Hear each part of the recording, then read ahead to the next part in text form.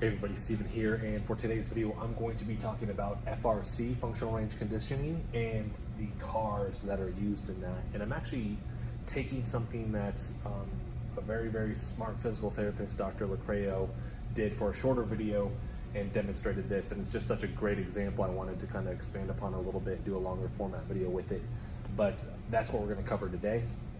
I'm new to the FRC system. I've done DNS, dynamic neuromuscular stabilization, and FRC just pairs so well with that. It is a very good system. So if you don't have the opportunity to go train with somebody that is in the FRC system or go get certified yourself, I would at least start with looking up a lot of Dr. Andrew Spina's information because it is highly valuable, okay? But CARs, controlled auxiliary rotations, one of the things with the cert that they said is these aren't just joint circles. That's not what you're doing. You're not just moving your arm in a circle or moving your head in a circle. It's much more than that. And it starts with the first part of this. It's controlled, right? I'm not just moving this and throwing my neck in as big of a range of motion as I can. I'm trying to control that range of motion. It's something that Dewey, one of the instructors at my certification, said, which is like, you'll never hear somebody say they want less control. Everybody wants more body control. CARs are what we're doing as part of all the other things that are in the FRC system, pails and rails, pals and rows, that are going to give you more control. And that's what we want. With the notion being that you can't have injury prevention. That's not a thing. We're trying to diminish the potential for an injury, or if you do have an injury, reduce the outcome of that, okay? So controlled articular rotations. So with Dr. Locrao's example here, you've got a big circle, okay? This is the fullest potential of the joint from a mobility standpoint. And we're just gonna cover really quick.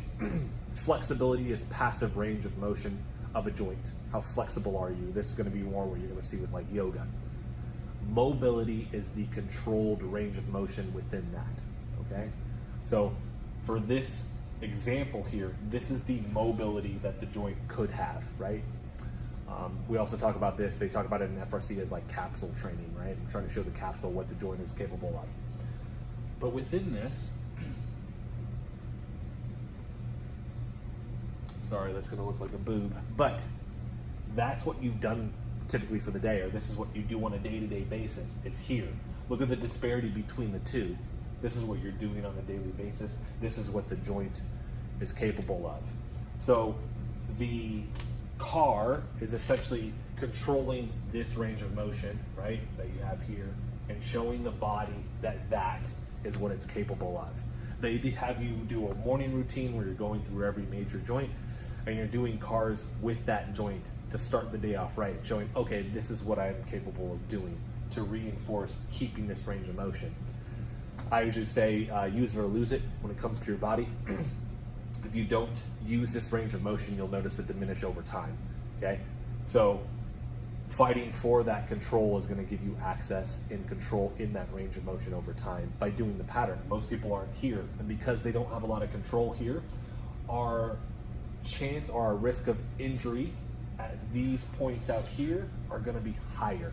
You don't own these positions and you don't control them, and you don't get there often, your body's not going to invest a lot of time in making sure that that is controlled or that it's stable or that it's a safe position for you to get into, okay? I deal with this exact same thing. I dislocated both shoulders, which is when I'll get into the pails and rails and all the other stuff that FRC has to offer, but starting with CARs to show my body that I have this range of motion when I'm reaching back and having control through that. Because what you deal with a shoulder or chronic shoulder dislocations in my case is apprehension signs. So a pail and rail example is external rotation, lying flat on the ground and trying to gain more motion there. That is an apprehension sign. My body doesn't even like to be here. I can feel it because the shoulder feels like it's going to roll out of the socket.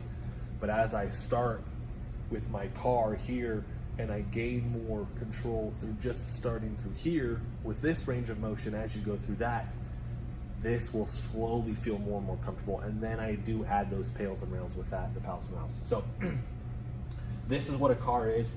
Hopefully that clarifies it for anybody that is looking at the FRC system and maybe they're like, well, I don't understand what they're doing, why they're doing it. You are going to need more than the videos Because otherwise you might see like people are doing some really, really cool looking stuff and you're like, I want to do that. There's a lot more that's behind it. I was guilty of this, and it was something that Dewey said. He goes, now all those videos you've been watching are going to make sense, and this is at the end of the certification, because what they teach at the certification is the principles of what all of this is.